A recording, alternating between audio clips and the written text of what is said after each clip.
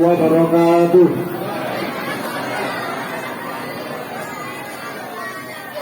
Alhamdulillahil malikil haqqil mubin alladzi hadana bil imanil yaqin. Allahumma shalli ala sayyidina Muhammad khadamil anbiya'i wal mursalin wa ala alihi thayyibin wa ashabihi al-akhyari ajma'in wa man tabi'ahum bi ihsani yaumiddin. Amma ba'd. Yang saya hormati Bapak Kadus 5 Citra Indah, Bapak Atik yang telah hadir di tengah-tengah kita. Yang saya hormati Bapak Ketua DKM Ustadz Maulana Rizal yang selalu dirahmati Allah. Yang saya hormati para tamu undangan dari forum dan masjid Mushola Citra Indah yang telah hadir, beserta para hadirin hadirah tamu undangan yang senantiasa dirahmati Allah Subhanahu wa Ta'ala. Puja dan puji syukur alhamdulillah, mari kita hadirkan kehadirat Allah Subhanahu wa Ta'ala yang telah tumpahkan rahmat, taufik, hidayah dan inayahnya terhadap kita semua, sehingga pada malam hari ini kita bisa hadir di majelis yang insya Allah berkah ini dalam memberi Nabi Nabi besar Muhammad Sallallahu Alaihi Wasallam, tabruk Maulid Nabi Muhammad tahun 1444 Hijriah.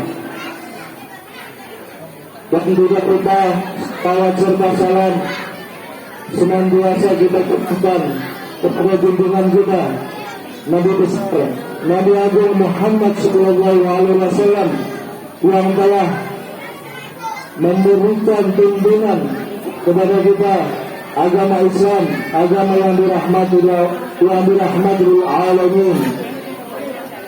Amin ya rabbal alamin. Hadirin hadirat yang dirahmati Allah, yang pertama saya mewakili panitia mengucapkan banyak-banyak beribu terima kasih atas partisipasi saudara-saudara sekalian dalam acara ini. Semoga dengan diadakan acara ini akan meningkatkan keimanan dan ketakwaan kita terhadap Allah Subhanahu wa Ta'ala dan dapat mentauladani junjungan kita Nabi besar Muhammad Sallallahu Alaihi Wasallam. Selanjutnya saya sebagai pengisi acara, pembawa acara pada malam hari ini berkenankan membawakan rangkaian acara yang akan kita laksanakan pada malam hari ini. Yang pertama, acara pembukaan akan dilanjutkan dengan acara yang kedua, yaitu pembacaan ayat suci Al-Quran. Acara itu ada acara yang ketiga, Mau'idah Hasanah, yang akan disampaikan oleh Al-Ustadz Hilmi Fardausi yang telah hadir di tengah kita, akan mengisi acara yang ketiga. Acara yang keempat adalah sambutan nanti dari Bapak Ketua DKM, dan yang terakhir acara kelima adalah penutup.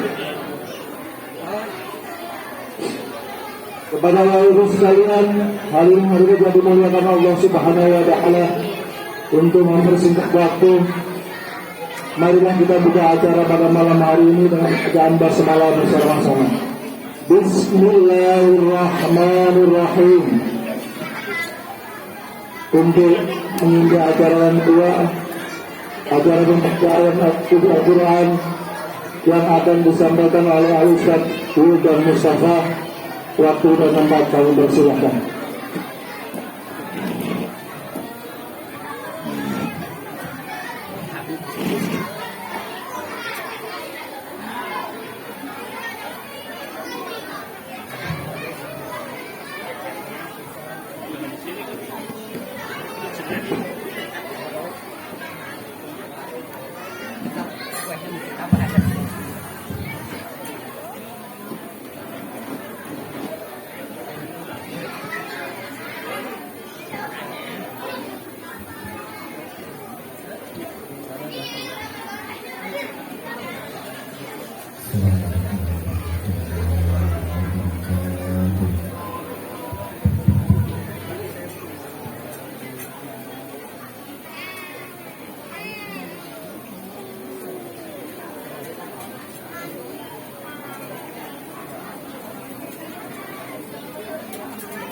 بالله من الشيطان الرجيم.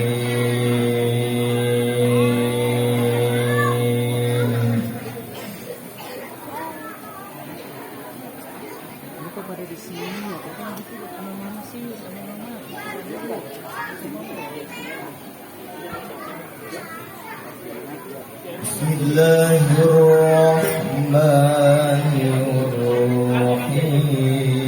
Bismillahirrahmanirrahim. Bentar itu digeser. Ah, nanti aja.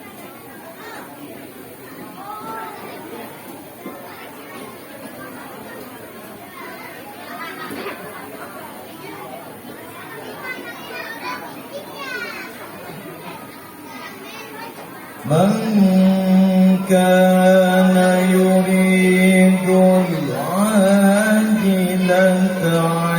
عجلنا له فيها ما نشاء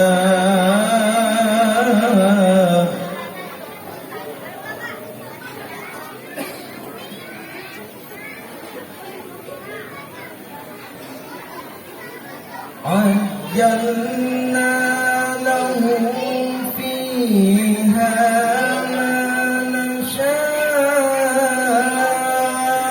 لمن نريد ثم جعلنا له جهنم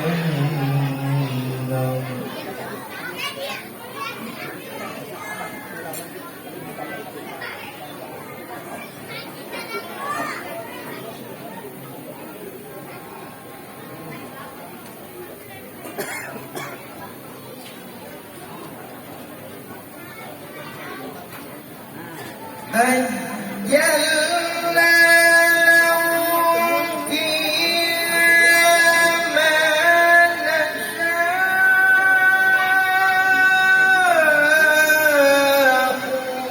لمن نريد ثم جعلنا له جهنم يصلاها مذموما مدحورا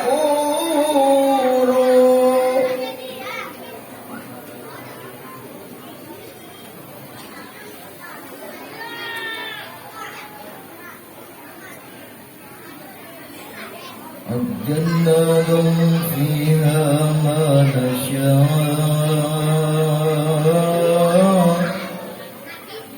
عجلنا لهم فيها ما نشاء لمن نريد ثم جعلنا له جهنم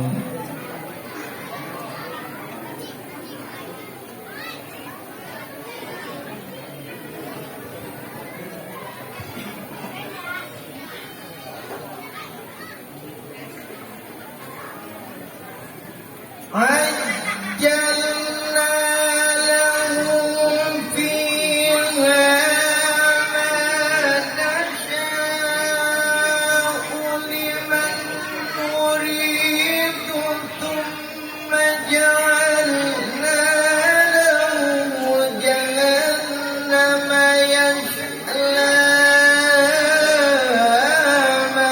مذموما مدحورا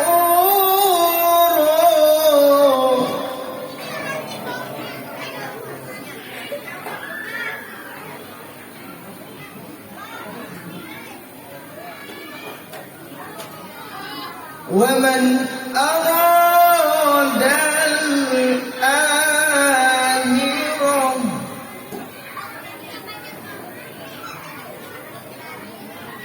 ومن أراد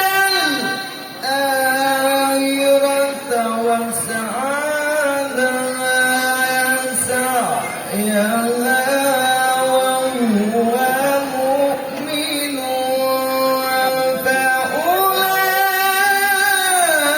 فأولئك كان سعيهم مشكورا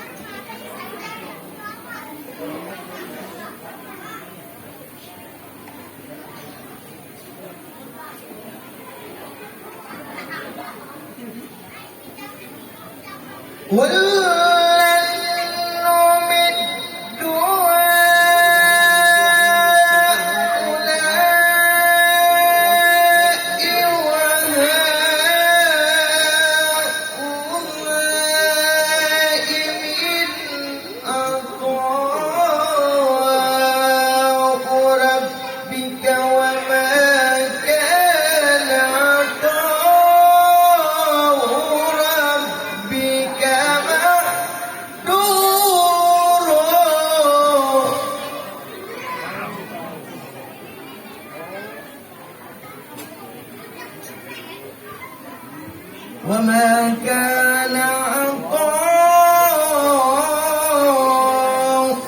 ربك مهجورا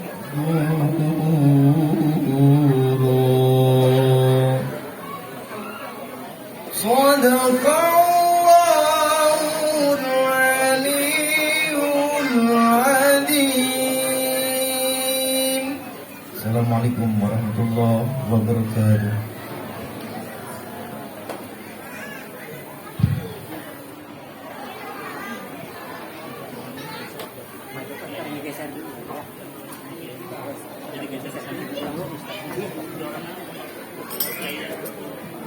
Langsung Ustaznya. Iya. 3 orang aja. Sini gitu.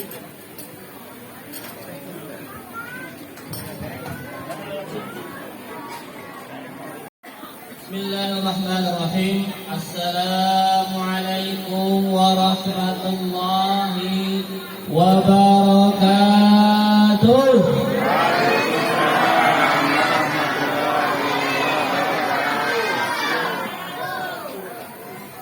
Alhamdulillah Rabbil Alamin. Alhamdulillahilladzi arsala rasulahu bil huda wa dinil haqq liyudhhirahu 'alad dini kullihi wa kafaa billahi shahida.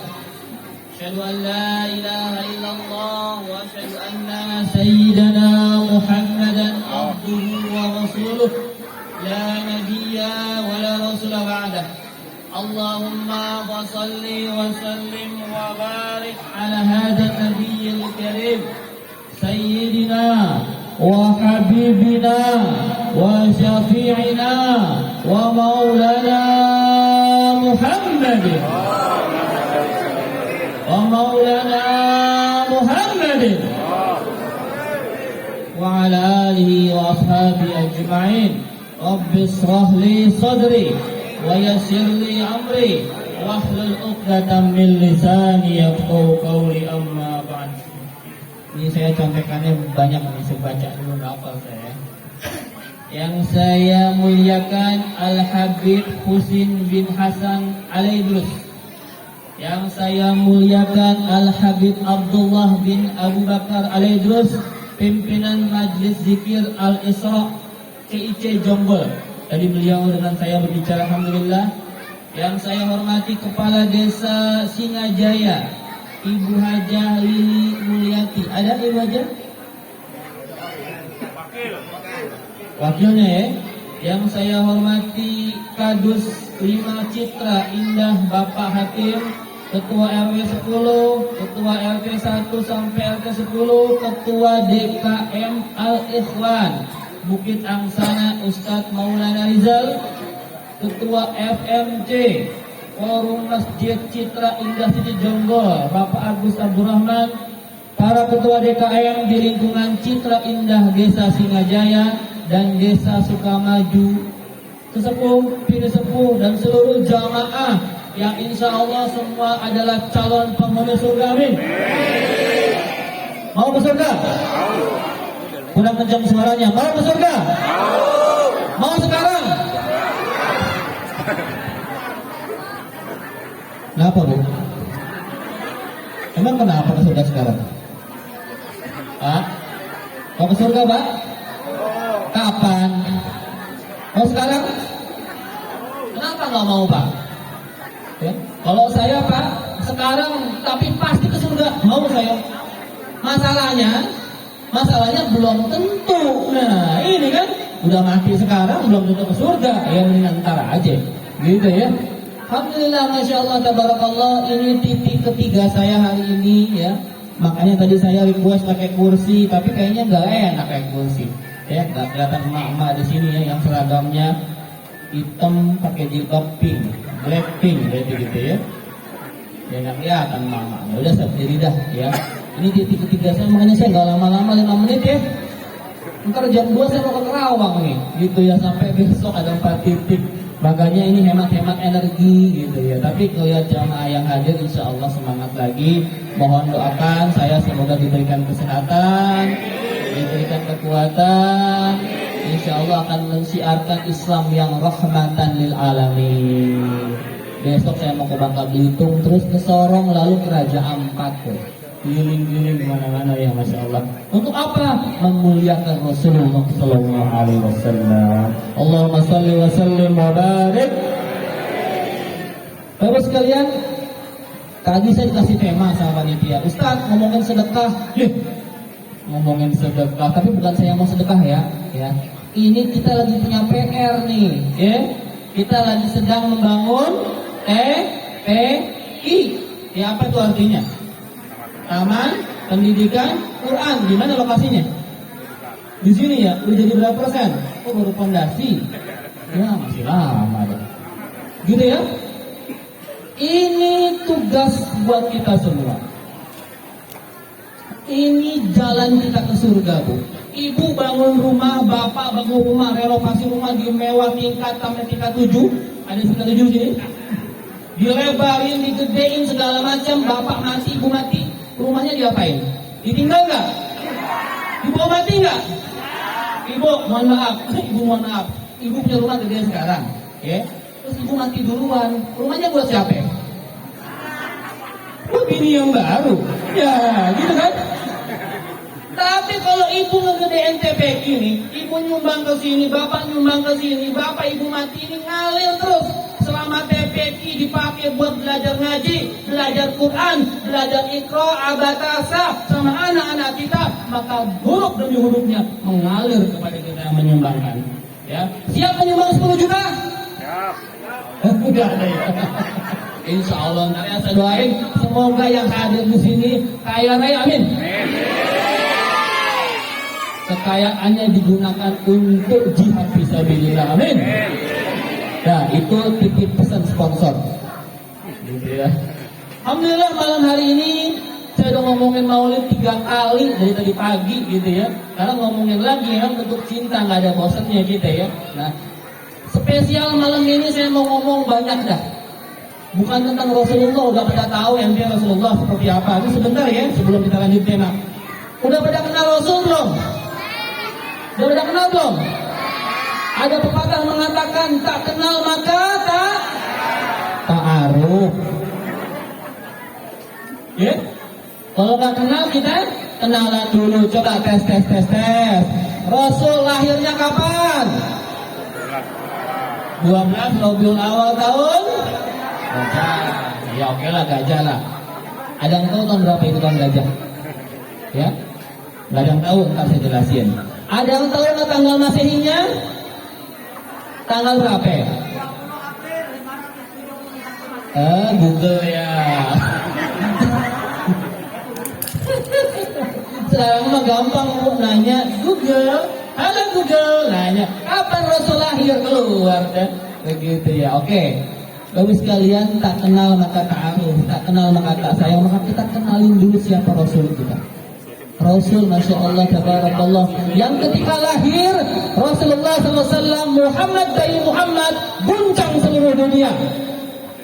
Berhala-berhala hancur, apinya Majusi yang ribuan tahun agak mati, hari itu mati.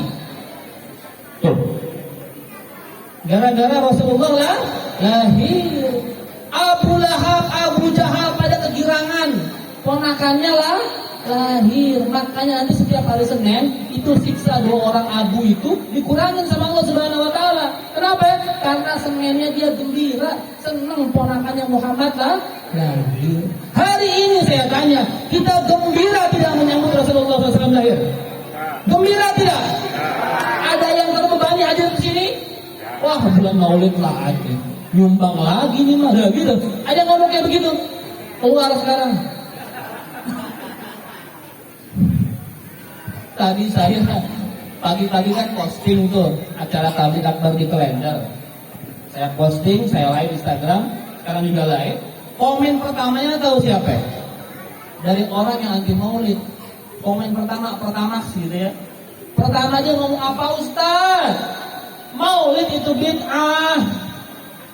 Jangankan merayakannya, menghadiri undangannya saja itu haram. Kata dia tuh, buka Instagram saya. Emang saya jawab? Kagak, nggak saya jawab. Ustaz gak bisa, bukan kagak bisa, males. Itu pertanyaan udah kesekian ribu kali ke saya, capek saya ngejelasinnya. Sekarang gini dah, ya gampang nih, gak usah pakai dalil dah. Gitu ya. Kalau ente nggak suka maulid, udah diem. Gitu ya. Kita yang suka maulid, kita rayain maulid, selesai urusan. Saya tanya sekarang, mohon maaf. Sebentar ya, yang tersinggung alhamdulillah. Di maulid ini kira-kira ada yang haram nggak? Dari awal tadi kita ngapain tuh? Baca apa tadi? Janji itu kisahnya Nabi. Ente tahu nggak arti tadi? Itu kisahnya Nabi itu. Kira-kira kalau baca sirah nabawiyah dosa nggak? Ada yang bilang dosa? Oke, satu aman ya. Habis itu baca Quran. Kira-kira kalau baca Quran dosa nggak? Ada. Habis itu sambutan ceramah, dengerin tausiah, dosa nggak? Sambil makan-makan dosa nggak? Silaturahim dosa nggak? Dosanya di mana? Saya tanya, ini maulid wajib apa enggak? Enggak kan? Kalau diwajibin kagak boleh. Tapi kita kan suka rela sebagai bentuk cinta kita sama Rasul kita. Ya setahun sekali. Masa iya sih orang yang amat sangat kita cintai tidak kita peringati hari lahirnya? Untuk apa itu? Memotivasi kita lagi untuk mencintai beliau, menjalankan sunnah-sunnahnya. Ini yang dilakukan oleh Sultan Salahuddin Al-Ayyubi ketika semangat pasukan Islam sedang letoy. Lagi lemes bu, lagi perang salib lawan pasukan kafir, lemes dia. Dibangkitinnya pakai apa? Pakai maulid, semangat lagi. Gitu ya. Jadi sudah yang mau anti maulid udah biarin, jangan dicela. Memang mereka punya pendapat sendiri, kita pun punya pendapat sendiri. Yang penting jangan pecah belah. Atur, siap? Siap bersatu? Siap berukhuwah Islamiyah? Takbir. Cakep. Gitu aja ya. Besok ada ngadain debat, cuekin aja. Istilah itu sampai kiamat gak akan kelar, Pak. Tetap kayak begini, yang maulid, yang enggak udah biarin. Selesai urusan. Jangan celah-celahan. Oke. Malam hari ini saya mau ngomong 7 orang umatnya Rasul yang pasti ke surga. Oh, keren ya. Bukan sahabat Rasul yang 10, bukan. Tapi 7 orang umatnya Rasul yang dijamin Allah Subhanahu wa Ta'ala masuk ke surga. Mau? Kita lihat, ini bukan kata saya ini kata Rasulullah SAW. Kata Rasul gini, sab'atun yudhilluhumullah fi dhillih yauma la dhilla illa dhilluh. Ada 7 golongan manusia yang nanti akan Allah selamatkan di hari tak ada pertolongan kecuali pertolongan Allah Subhanahu wa Ta'ala. Umatnya Rasul yang nanti Allah pilih selamatkan duluan. Siapa yang nomor 1? Ada yang tahu? Ustaz? Bukan. Kiai, Habib? Bukan. Istri solehah? Bukan. Siapa yang Allah pertama kali selamatkan umat Rasulullah? Al-Imamul Adil. Pemimpin yang umatnya Rasul yang jadi pemimpin terus dia adil, surganya nomor 1. Saya mau tanya nih, beli hadiahnya ya. Di Indonesia kira-kira ya kata Bapak sama Ibu nih, ada enggak pemimpin yang adil? Udah muncul belum? Ulang ya. Udah muncul belum? Kapan munculnya? Kenapa belum dibilang adil? Ayo, ada dalilnya dong, ada penyebabnya dong. Kenapa ente nggak ngomong adil? Ustaz, BBM naik, Kemarin saya survei bu. Kemarin itu sebelum dibatalkannya pembagian kompor listrik gratis, saya tablik akbar di Bojong sama di Ciledug, bu, sama-sama di Bogor ya. Itu emak-emak banyak banget saya tanya, Mama mau nggak dikasih kompor listrik gratis? Apa jawabannya? Saya supel lagi nih ya ke Mama Jombel nih. Coba ibu-ibu Citra Indah, kalau dibagi kompor listrik gratis mau nggak? Mau. Tapi gasnya dicabut, nggak ada gas lagi, mau? Pas gratis dia mau, pas dicabut kagak, gimana mama ini? Kemarin itu dibagiin kompor gratis, tapi gasnya kagak ada lagi. Semua kompor gas diganti ke listrik. Ada yang udah pernah pakai kompor listrik, Bu? Berapa tahu wattnya? Berapa wattnya? 1000. Ibu di rumah listrik 900. Ya. Ngejepret. Gitu ya. Belum lagi kalau kita pakai kompor listrik itu diganti semua tuh wajahnya, pancinya harus yang rata kan. Gitu ya. Makanya alhamdulillah kemarin anggota DPR kita yang teriak-teriak tuh Mulan Jamila tuh cancel sekarang, yang nggak jadi gas ditarik, kompor listriknya biarin dah buat siapa kek begitu. Kalau ibu kalau ada ngasih ambil aja bu jualan gitu ya. Mama kan nggak mau rugi biasanya. Pemimpin yang adil, siapa contohnya? Ngomongin Rasul, aduh jauh banget dah. Rasul itu seadil-adilnya pemimpin. Rasul ketika perang Khandaq, Bapak Ibu tahu perang Khandaq ya? Nanti kalau umroh sempat umroh ke Madinah itu di bagian utara kota Madinah itu ada galian. Ya, ada galian sepanjang hampir 5 km. Itulah dibangunnya Khandaq di zaman Rasulullah SAW. Perang Khandaq Ibu, orang Islam di Madinah cuma ada 2.500 sampai 3.000 orang. Lawan berapa? 10.000. 10.000 orang-orang kafir Quraisy plus 2.000 orang Yahudi. 12.000 jadinya. Ya, itu lagi puasa Bu, suruh ngegali parit. Puasa plus pacak klik. Rasul dan para sahabat hanya sahur dengan sebutir kurma dan seteguk air, sehingga kurmanya supaya nggak cepat habis bukan dimakan tapi diemut-emut. Rasul para sahabat kelaparan, semua kelaparan, akhirnya perutnya diganjal pakai batu. Semua sahabat diganjal perutnya dengan satu batu. Ketika Rasulullah SAW akan memecahkan sebuah batu yang keras yang tidak bisa dipecahkan, dia angkat tangannya, dia angkat kapaknya, tersingkap bajunya, para sahabat langsung menunduk sedih. Sebahagian bahkan ada yang menangis. Kenapa? Pada waktu itu mereka lapar, perutnya diganjal pakai satu batu. Tapi ketika Rasulullah mengangkat tangannya, tersingkap bajunya, Rasulullah SAW diganjal perutnya dengan 2 batu. Artinya Rasulullah SAW adalah manusia yang paling lapar saat itu. Padahal beliau pemimpin, presiden, khalifah, nabi, rasul, guru besar, dan beliau memilih paling lapar di antara sahabat-sahabatnya. Itulah pemimpin sejati, yang ketika lapar maka dia paling lapar, yang ketika kenyang dia kenyang paling belakangan. Ada di Indonesia kayak begitu? Ada nggak? Kalau ada coblos 3 periode. Nggak ada. Seumur hidup nggak ada coblos. Kalau rakyatnya lapar, dia paling lapar. Kalau kenyang-kenyangnya terakhir, itu pemimpin. Lah sekarang mah kagak pernah kelaparan. Kalau kenyang paling duluan. Bapak Ibu, kenapa Indonesia nggak pernah beres tuh macet? Ya kenapa? Karena pejabatnya nggak pernah ngerasain. Tadi saya kesini Pak, lewat Kelapa Nunggal, lagi dicor ya. Untungnya nggak tahu rame, terus kebayang, ya Allah nih kalau pagi gimana nih, pasti macet bener ya. Cibubur macet, mana kemarin saya ke TB Simatupang pas ada tablik di Gera Bintaro Pak, 3 jam Bintaro ke Sentul Pak. Ya Allah macet sebegitunya, tapi pejabat mah enak aja. Ya, gimana dia mau ngerasain macet kalau tiap hari pakai patwal, pakai forrider. Makanya macet Indonesia kagak kelar-kelar. Kenapa? Karena pejabatnya nggak pernah ya, pejabatnya nggak pernah macet. Kagak peduli juga mau BBM berapa harganya. Kenapa? Bensinnya gratis. Lah iya. Yang ngerasain siapa? Kita rakyat kecil. Makanya kita butuh pemimpin yang adil. Surganya nomor 1.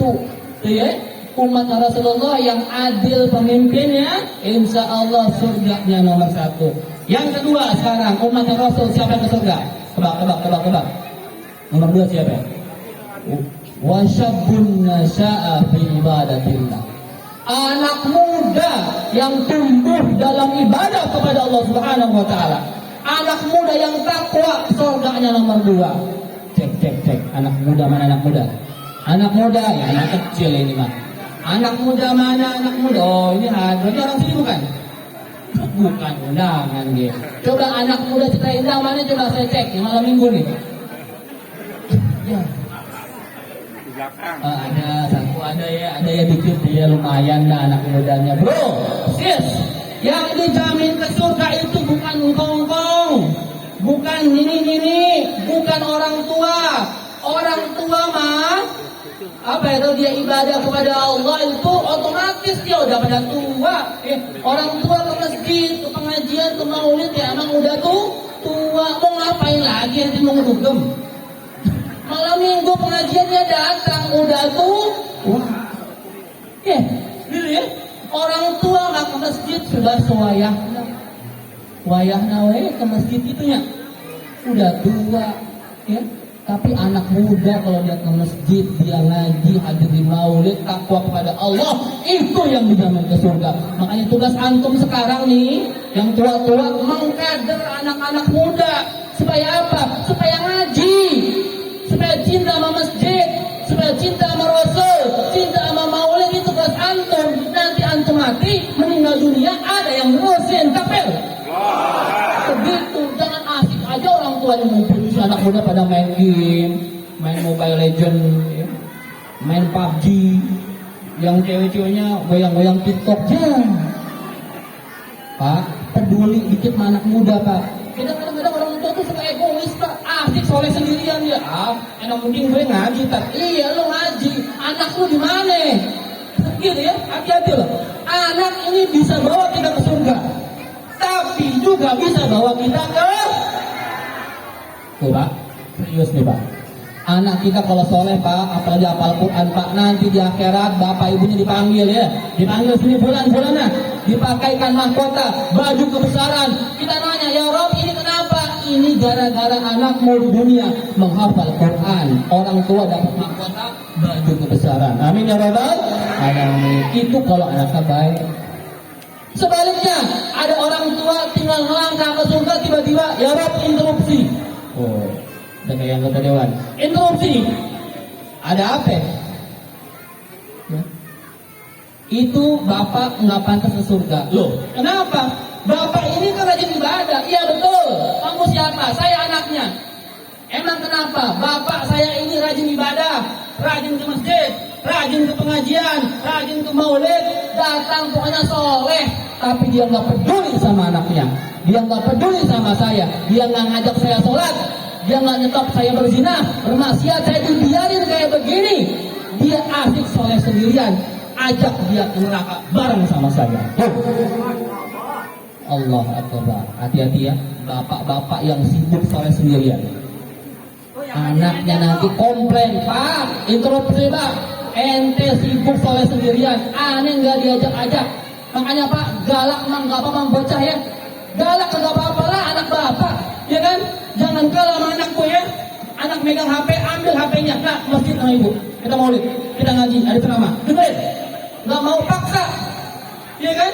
Loh, yang beliin HP siapa? Yang beliin HP siapa? Ibunya bukan, bapaknya bukan, orang tuanya bukan. Yang beliin orang tuanya, yang beliin pulsa siapa? Terus ngapain kalah sama anak? Ambil aja HP-nya. Ayo ngaji. Begitu. Ibu ya, tegas sama anak, gak apa-apa galak dikit untuk urusan akhirat. Kenapa? Anak muda yang takwa, surganya nomor 2. Umat Rasul yang ke surga siapa? Anak muda. Anak muda yang takwa. Yang ketiga, siapa umat Rasul yang ke surga? Wa rajulun qalbuhu mu'allaqun bil masajid. Seseorang yang hatinya terpaut sama masjid.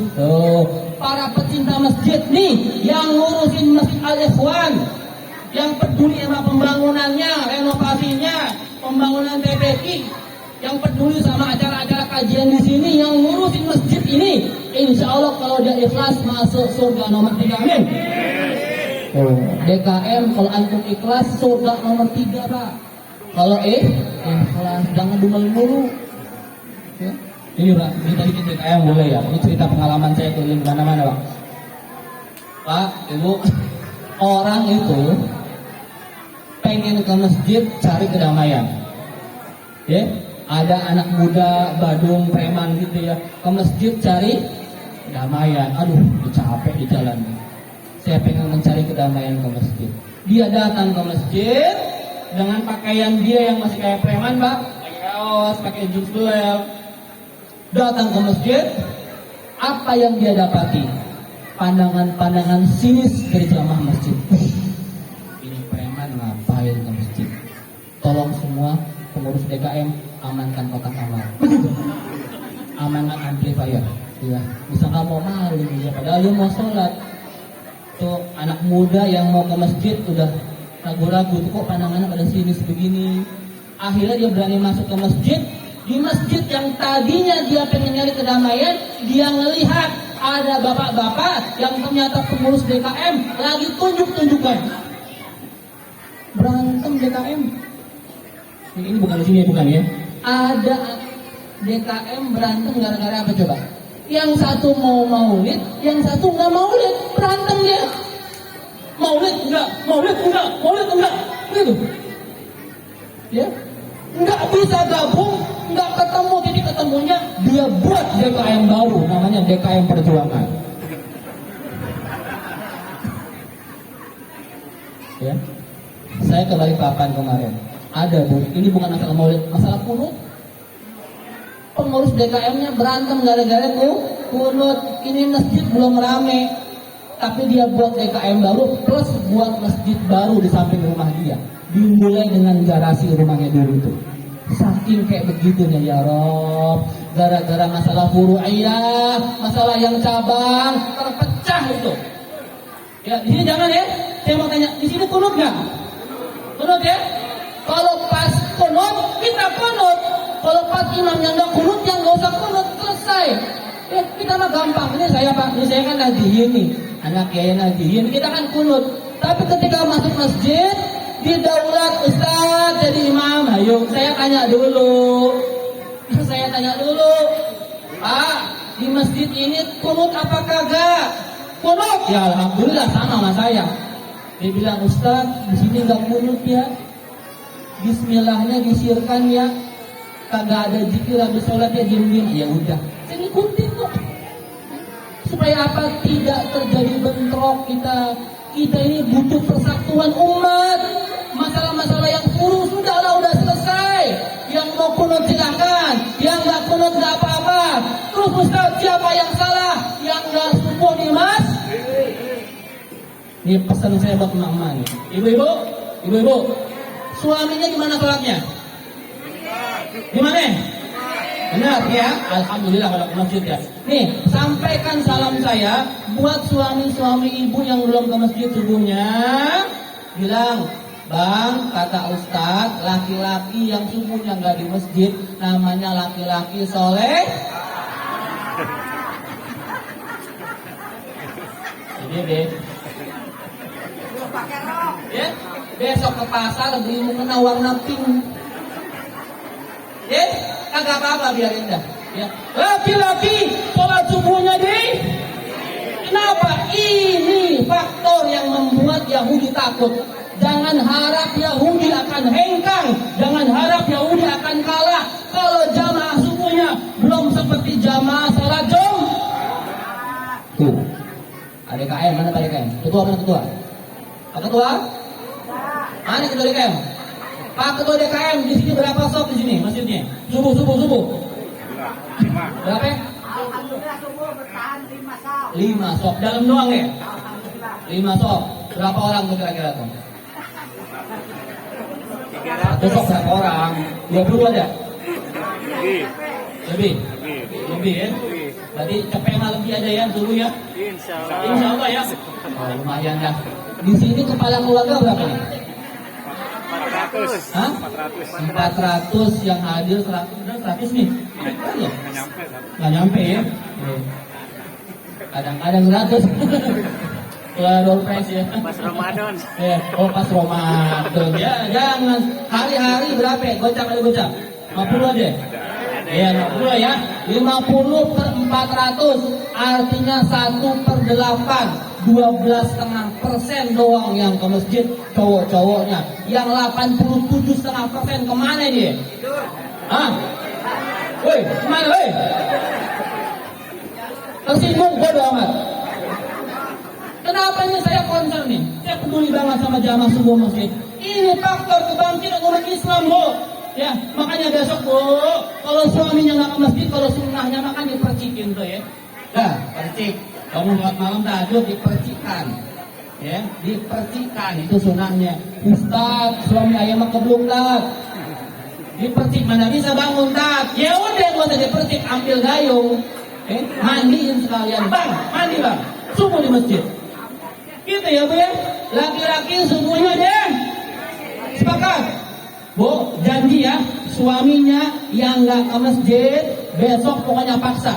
Ancem, bang, pokoknya kalau besok subuhnya nggak ke masjid, entah malam nggak dapat jatah. Boleh nggak? Boleh nggak? Boleh. Ngancam untuk kebaikan? Boleh. Subuh di masjid itu Bu, bahkan kata Rasulullah, kalau hujan badai, ada hujan badai, engkau nggak bisa jalan, bisanya merangkak, rangkak. Yang penting sampai ke mas, gitu ya. KDKM target nih, naikin sop ya, naikin. Apa namanya itu? Mundurin sop ya. Pokoknya jangan 5 lagi ya. Ini ada berapa nih? Pokoknya 10 sop. Nanti kalau bisa ini masjid full sama sholat subuh berjamaah. Amin. Kayak gitu dong kalian. Seneng. Saya kan sering isi di sana ya. Ibu itu subuh gitu dong kalian. Bu meleper sampai ke jalan-jalan sampai ditutup tuh gang. Subuh loh itu. Subuh kayak begitu. Ada lagi satu saya pernah roadshow di Bali Pak, di Denpasar Pak. Namanya Masjid Baitul Makmur.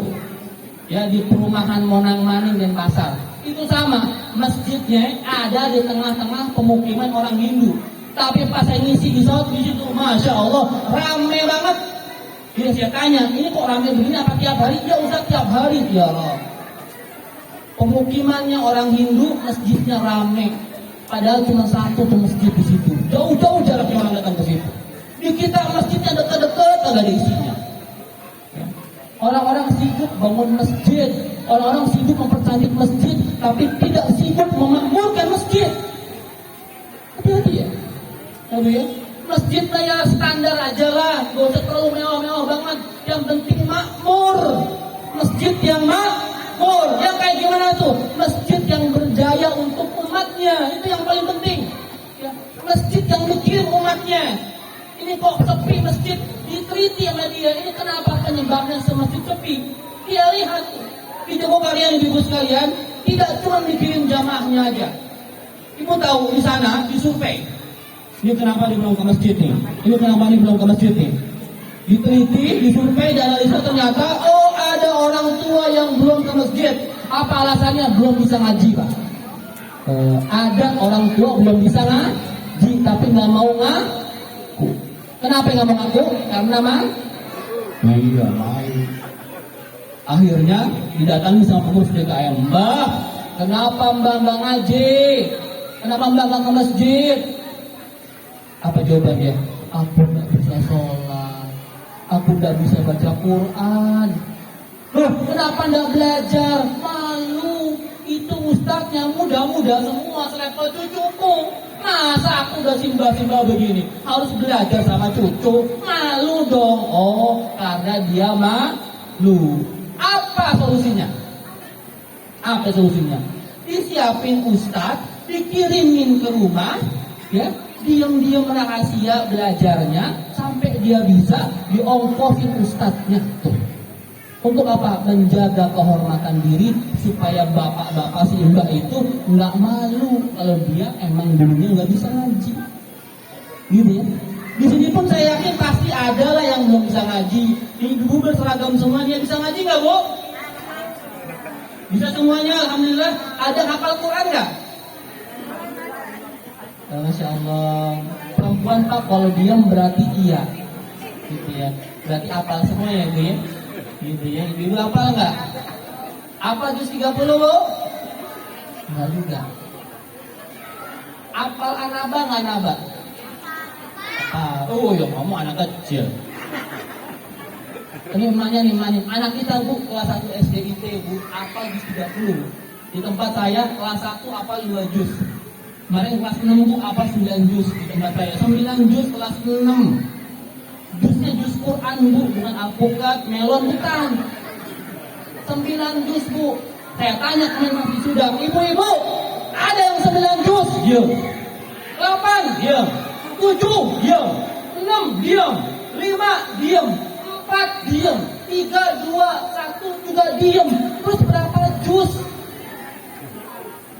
Yang hafal cuma trikul doang ternyata. Tahu trikul? Apa itu? Kulhu Falak Binas ya. Nih Bu, maaf ya. Kita survei dikit ya. Kalau sholat sendirian yang paling sering dibaca apa? Jujur. Lagi sendirian nih, sholat yang paling sering dibaca apa? Apa? Anas. Kalau salah, apa lagi? Ijazah. Apa lagi? Al-Ma'un lumayan ya, gitu ya. Ina koena wal asri lillah, ya kan? Pernah baca Naba sendirian? Ya, Anas ya, abasa nabu ada peningkatan Bu. Ibu kan pengen anaknya ngapal Quran, bapak juga pengen. Kenapa kita nggak ikut ngapal Quran juga? Bapak gantian. Pak, yang hafal juz 30 ngaku Pak. Belum ya Pak ya. Sedih kadang-kadang kita Pak. Dulu kita menikah belum hafal Quran. Udah 20 tahun nikah nggak hafal-hafal juga. Dan kita ngapain? Cita-cita pengen punya anak penghafal Quran. Lah bapak emaknya ngapain aja? Ustaz sibuk Ustaz. Sahabat Rasul juga semuanya sibuk, pebisnis sukses, pedagang sukses, tapi sempat hafal Quran. Bapak kalau lagi macet di jalan, di mobilnya setelnya murotal, jangan koplok. Setel murotal tuh. Ya Bu ya. Bu, pokoknya pulang maulid ini saya nggak mau ada tangan kosong. Ada oleh-oleh, mulai besok ibu lomba sama anaknya ngapalin juz aman. Ibu ya, siap ya Bu ya. Mulai dari An-Naba aja ya. Apalin lomba sama anaknya. Ngadu sama anak-anak, kita berlomba yuk ngapal An-Naba. Nanti kalau kamu menang, aku beli sepeda. Gitu ya. Kalau mama yang menang, ya kamu terserah apa. Begitu ya, itu kompetisi dengan anaknya. Walaupun sebagian kita pasti kalah sama anak kita. Gitu ya, kita berhak menghafal Quran bareng-bareng. Gitu ya. Itu nomor 3. Rajulun qalbuhu mu'allaqun bil masajid. Siapa yang ke surga nomor 4? Ini penting nih. Warajulani, ada 2 orang laki-laki nih. Tahabba fillah, saling mencintai karena Allah. Ijtima' alai wa tafarraqa alai. Dia berkumpul karena Allah, juga berpisah karena Allah Subhanahu wa taala. Persaudaraan karena Allah, ukhuwah Islamiyah bisa membawa kita ke surga. Takbir. Jangan pecah ya Bapak sekalian ya. Tadi saya dengar kata Habib, Ustaz, ini yang punya produk ini anti maulid. Ya udahlah nggak apa-apa lah Beb ya. Nggak bisa kita paksa juga ya Beb ya. Intinya apa yang penting? Yang penting yang mau maulid, yang nggak maulid, yang penting jangan saling mencaci maki. Gitu ya Bu ya. Akur ya Bu ya. Apa akur ya? Pokoknya sekarang persatuan ukhuwah Islamiyah itu nomor 1. Jangan kita berpecah belah. Dulu ingat ya zaman dulu aksi bela Islam kita ya. 212 ya masalah senang Mbak, saya aja udah senang benar melihat rame-rame orang ngumpul di situ. Ada yang Persis, NU, Muhammadiyah, semua ngumpul dari satu, bendera macam-macam bersatu di bawah komando. Tapi mana, Masya Allah indah persatuan umat Islam. Sekarang udah tergembos kayak begini, sedih. Kenapa? Karena umat Islam bersatu nggak bisa dikalahkan Bu ya. Jadi bersatu ya Bu ya. Bapak berbeda-beda dikit nggak apa-apa Pak. Ya, toleransi. Saya percepat. Ya, sudah jam 9 kurang berapa ini? Kurang 5, ya. Nomor 5 yang ke surga siapa umatnya Rasul? Warajulun, laki-laki lagi nih. Da'athum ra'atin zata mansibin wa jamalin. Digoda perempuan cantik, punya kedudukan tinggi. Digoda untuk apa? Untuk apa digodanya? Main gaplek, main catur, main remi? Bukan, digoda untuk berzina, bermaksiat. Ya. Terus dia ngomong apa? Faqala inni akhafullah. Maaf neng, abang takut sama Allah. Laki-laki yang digoda cewek cantik di tempat sepi nggak ada yang tahu. Dia berkata, inni akhafullah. Dia ke surganya nomor 5. Allahu Akbar. Bapak-bapak, kira-kira kalau antum digoda sama cewek cantik, punya kedudukan tinggi, di tempat sepi, nggak ada yang tahu, kuat nggak? Udah, emang belum pernah ngerasain kan? Ini kalau ada yang cowok kayak begini, tak surganya nomor 5. Allah Akbar. Ya. Berat bu. Ibu tahu nggak godaan terbesar bagi laki-laki apa bu? Katanya kan 3 ya, 3 ta ya. Apa itu? Harta. Wanita setuju pak? Saya kurang setuju. Saya. Kenapa? Harta, banyak laki-laki yang kuat miskin. Banyak laki-laki yang kuat hidup prihatin, banyak tuh. Udahlah saya mah biasa aja lah. Yang penting saya cari hartanya yang halal, nggak apa-apa. Orang miskin juga hisapnya cepat, gitu kan? Banyak laki-laki yang kuat hidup menderita pak dalam kemiskinan pak. Harta tidak bisa menggoda, nggak gampang lah urusan. Yang kedua apa? Tahta apalagi tahta ini macam ya. Udahlah, saya menjadi orang biasa aja. Saya nggak perlu jadi pejabat, nggak perlu. Capek, hisapnya panjang pejabat itu ribet. Jabatan tidak bisa menggoda laki-laki tersebut. Harta lewat, tahta lewatnya. Yang ketiga nih, ya, wanita. Ini berat bagi seorang laki-laki, ibu sekalian. Godaan wanita. Karena itu yang selamat dari godaan perempuan surga dia bu. Ya Allah bu. Makanya bu, ini lagi musim pelakor sekarang bu, ya lagi rame bu. ADRT lagi musim, pelakor lagi musim, sedih kadang-kadang berita, baca berita, ada yang ADRT artis, ada yang suaminya direbut orang. Allahu Akbar. Ibu, saya kasih tahu ibu tahu nggak amalan-amalan buat laki-laki ibu, buat suami ibu nggak kemana-mana, tahu? Nggak tahu. Saya nggak mau kasih amalan dah, saya mau kasih cara aja dah. Bu, kalau suaminya mau nempel terus kayak perangko, caranya yang pertama bu, ibu full dandan buat suami. Ibu full merawat diri buat suami. Ibu full melayani suami. Yang lain-lain nomor sekian. Nomor 1, memuaskan suami. Insya Allah suaminya nggak kemana-mana. Serius bu. Karena banyak laki-laki itu jajan di luar karena nggak mendapatkan apa yang dia inginkan di rumahnya. Tuh, gitu ya. Jaga tuh suami ibu, puasin suami ibu supaya dia nggak mikir yang aneh-aneh pak. Bu, ini suami ibu, yang ibu ya. Bu, suami ibu itu keluar rumah mau ke kantor bu, langsung digoda bu.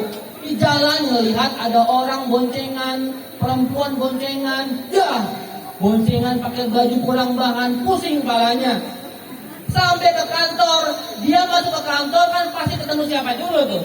Front office bu, resepsionis. Itu biasanya cewek apa cowok? Ya, udah cewek, wangi, pakai bajunya seksi. Wah, ya Allah, ujian kedua, ketemu resepsionis langsung pusing lagi kepala suami ibu. Duduk di kantor, di sampingnya teman sekantornya juga perempuan bu. Pakai baju yang cantik, pakai dandan yang menor, pakai wangi-wangian, makin pusing suami ibu. Itu godaan laki-laki bu. Makanya ketika suami pusing, Rasul tahu nih, wahai laki-laki, ketika syahwatmu bangkit, maka pulang ke rumah. Tuh, datangi istri-istrimu, di situ terdapat kenikmatan yang sama, berpahala sedekah dan barokah, begitu kan? Kata Rasul demikian, laki-laki kalau naik nih sepanengnya, gitu ya, bangkit sawatnya pulang ke rumah siapa?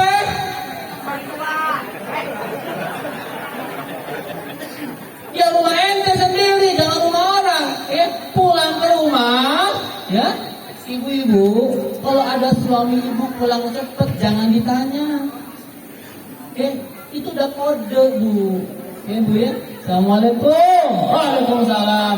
Itu suami bayangannya kan, ya Allah, gua udah nahan nafsu dari tadi, ngeliat di luar yang kayak begini begitu, gua mau titipin yang halal buat gue. Harapannya kan istrinya udah cakep, udah dandan, udah cantik, udah wangi, udah menor. Itu harapan sang suami. Harapan, ekspektasi. Apa kenyataannya? Assalamualaikum. Waalaikumsalam. Istrinya berlari dari dapur sambil menggunakan baju dinasnya. Apalah, coba. Baju dinas itu apa, Bu? Daster, mana bau amis, bau bawang, bau ikan asin, bolong lagi, ya Allah. Itu pas buka pintu, suaminya yang tadinya pengen meluk, ngeliat itu rupa bininya kayak begitu, ilfil dia. Ya Allah, bini gua gini amat, begitu. Tadi perasaan di luar menor, cantik, wangi, ketemu bini sendiri yang halal kayak begitu. Yang tadinya mau pulang cepat, Bu, Bapak balik ke kantor lagi mau lembur. Assalamualaikum. Bu, saya tanya, Bu, tugas istri itu apa, Bu? Nomor satu apa? Apakah istri berkewajiban bersih-bersih rumah? Kewajiban juga. Enak benar, Bu.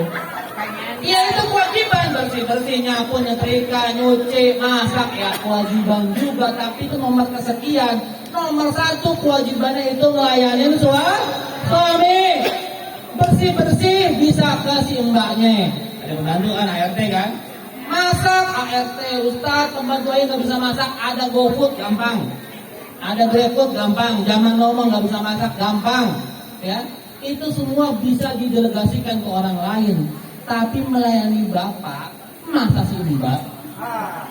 Masa ART? Tidak mungkin. Yang melayani bapak itu ibu. Makanya sekarang dibuat skala prioritas. Tugas saya nomor satu, dandan di hadapan suami. Bukan dandan buat kondangan. Ini Pak, kita kembali kalau bini kita ya Pak ya. Kalau sama kita mas maunya gitu ya. Gitu ya. Pakai daster bolong, segala macam. Kalau mau kondangan Pak, pernah Pak kondangan sama bini Bapak? Berapa lama nungguin Pak? Ya. Dandannya bini kita itu Pak, kalau kata teman saya Ustadz, kalau kita nungguin bini kita dandan itu Ustadz, kita masih sempat keliling dunia sekali. Itu bercandanya itu ya. Saking lamanya. Bu, ibu jangan salah sekarang. Ibu dandan kalau buat orang lain hukumnya haram. Tabarruj, bersolek, memperindah diri, bukan buat suaminya hukumnya. Jangankan tabarruj, ibu pakai wangi-wangian, dicium sama laki-laki lain yang lihat kayak begitu, haram. Mama, kalau buat bapak, wanginya, cantiknya, berpahala, ibadah, jihad. Jangan salah ibu sekarang ini kembali kalau mau kondangan, masya Allah, baju pak dikeluarin semua pak. Itu mama, pas sama suaminya mah ala kadarnya, ya bu ya. Pokoknya pulang maulid, oleh-oleh yang kedua apa bu? Layanin suami. Pokoknya nanti pulang ke rumah cium tangan suami, bang, maafin ayah bang. Selama ini ayah belum maksimal, belum total layan abang. Pokoknya mulai detik ini perintah Ustadz, ayah akan ngelayanin abang, servis abang 24 jam. Abang minta apa aja, ayah kasih. Siap bu? Siap nggak? Siap nggak? Kalau nggak siap diambil pelakor nanti. Ya, siap ya? Jagain tuh bapak. Oke ya. Nomor 5. Siapa cepat? Nomor 6. Siapa otak Rasul ke surga? Warajulun fasaddaqa bi sadaqatin fa akhfaha hatta la ta'lamu shimaluhu ma tunfiqu yaminuh. Ada seorang yang bersedekah dengan tangan kanannya, dia sembunyikan sampai tangan kirinya nggak tahu apa yang disedekahin tangan kanannya. Sedekah diam, ya Bu ya. Nih, TPQ, renov masjid, sedekah. Ustaz, jadi nggak boleh diumumin dong kalau sedekah. Boleh, kata siapa? Sedekah diumumin boleh, sedekah diam-diam boleh. Sirrun wa alaniyah ya, sir diam-diam, alaniyah disebutin boleh. Silahkan, yang nggak boleh itu diam-diam nggak sedekah. Ya? Gitu ya? Sedekah diam-diam boleh, sebutin boleh. Yang disebutin jaga hatinya, jangan ria, jangan GR. Hati-hati, ketika Anda ria, hilang semua pahalanya. Makanya kalau nggak bisa jaga hati, mendingan diam. Gitu ya. Dulu kalau sahabat Rasul, sedekahnya diumumin semua. Untuk apa? Memotivasi yang lain. Di perang Tabuk, Utsman datang. Ya Rasulullah, aku berikan 100 ekor unta. Tuh, sedekahnya Utsman 100 ekor unta. Utsman sedekah 100 ekor unta? Biasa orang kaya raya. 100 ekor unta, harga unta sekarang itu sekitar 30-40 jutaan. Ya, hitung 30 juta dah, 3 miliar. Ya Rasulullah, 3 miliar. Utsman sedekahnya 3 miliar itu receh buat dia. Horat. Kalau kita kan 3.000, Utsman 3 miliar. Tuh, Utsman disebutin. Siapa yang terprovokasi? Umar bin Khattab. Ya Rasulullah, aku dengar Utsman ngasih 3 M ya. Iya. Kalau begitu bismillah, hari ini aku pengen ngalahin sedekah dia. Aku serahkan separuh hartaku. Aku punya kebun yang luas, aku serahkan semua untuk dia fisabilillah, kata Umar. Dia terprovokasi oleh sedekahnya Utsman. Senang akhirnya gue bisa kelebihin juga sedekahnya Utsman. Nggak senang lama-lama datang sahabat yang terakhir. Orang ngapalin kurus. Kalau pakai sarung dia kedodoran. Tapi kata Rasulullah, orang ini kalau imannya ditimbang di sebelah kanan dan seluruh penduduk Mekah Madinah ditimbang sebelah kiri, maka iman orang ini lebih berat dibanding semua penduduk Mekah dan Madinah. Siapa namanya? Abu Quhafah. Kita mengenal dengan nama Abu Bakar As-Siddiq. Ya Rasulullah, aku dengar Utsman infaknya 3 M ya. Iya. Umar setengah harta. Iya. Kalau kita bismillahirrahmanirrahim, hari ini aku infakkan seluruh hartaku untuk jihad fisabilillah. Abu Bakar. Kata Rasulullah, wahai Abu Bakar, apa yang kau tinggalkan untuk keluargamu? Aku tinggalkan Allah dan Rasulnya. Bisa kayak begitu. Datang Pak Ikhwan, ada warga Citra Indah, ini apa Bukit Angsana ya, Pak Ketua DKM Al Ikhwan. Bismillahirrahmanirrahim. Hari ini untuk TPQ aku serahkan seluruh hartaku untuk pembangunan TPQ. Masya Allah, kata Ketua DKM. Terus Bapak ninggalin apa buat keluarga Bapak? Aku tinggalkan Allah dan Pak Ketua DKM. Tolong biayain keluarga saya. Ya nggak gitu juga kali ya. Kita mah levelnya jauh ya, Bakar, jauh dah. Ya udah, minimal sumbangkan yang terbaik nih untuk pembangunan TPQ kita. Insya Allah ntar saya balik ke sini kalau bisa nih, kalau bisa udah jadi, amin ya. Target berapa lama nih? Setahun, 6 bulan dah. Bisa nggak 6 bulan? Bismillah ya, 6 bulan, paling lama setahun. Nanti saya balik ke sini lagi, udah jadi TPQ Al Ikhwan. Amin. Yang terakhir, umat Rasul yang kesuka siapa? Warajulun zakarallah khalian wa fadat ainahu. Ada seorang yang hobinya berzikir, takut kepada Allah, dia meneteskan air matanya. Yang suka zikir tengah malam, dia sambil nangis, Pak. Lagi tahajud dia nangis, zikir, takut sama Allah, ingat dosa-dosanya.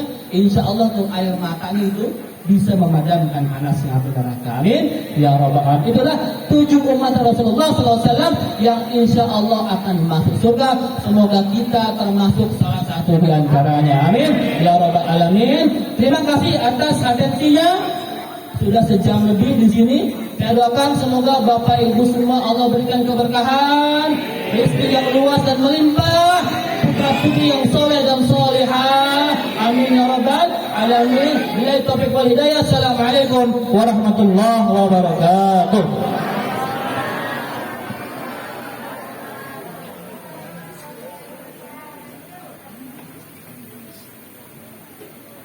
Saya langsung pamit ibu-ibu sekalian. Terima kasih. Bapak terima kasih.